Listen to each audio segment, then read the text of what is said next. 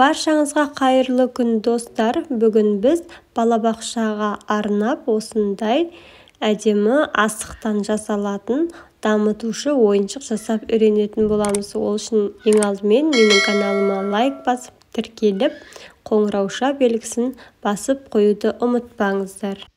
Ең алдымен бежевый түсті фетр матамызды төрт-бұрыш етіп қиып алатын боламыз. Енді қызыл түсті фетр матасына қағаздан ойып алған камзолымыздың суретін ручканың көмегімен жақсылап қозғалтып алмай бастырып қиып алатын боламыз.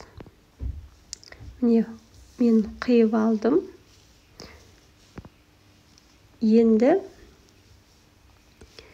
кішкене оюдың суретін қағазға салып, қиып алып, оны да сары түсті фетрға оң жаққа қаратып 3 рет, сол жаққа қаратып 3 рет қиып алатын боламыз. Барлығы 6 ою қиып алдық.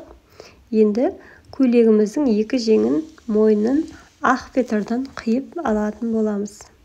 Және қағаздан көйлегіміздің етегінің кескінін және фетр. Енді барлығын құрастыратын боламыз. Ең алдымен камзолымызды жақсылап жабыстырып шығатын боламыз.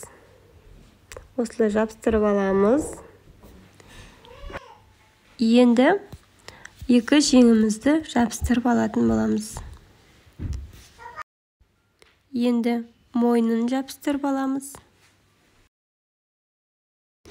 Енді оюларын бір-біріне қарама-қарсы бағытта 6 оюды жабыстырып шығатын боламыз.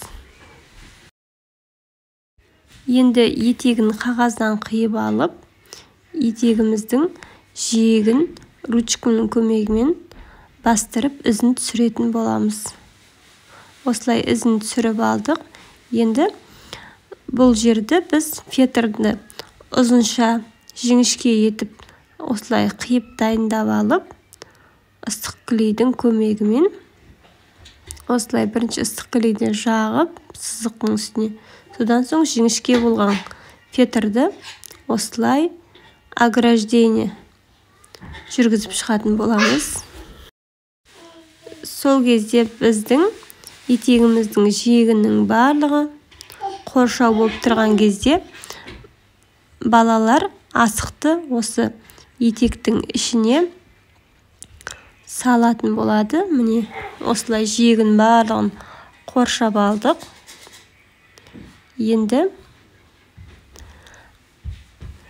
асығымызды қалай салынатын көрсетіп жіберейін. Осылай құрастырып шығатын боламыз. Сол кезде бізде осындай әдемі қазақша асықтан жасалған көйлек көрнекілігі пайда болды.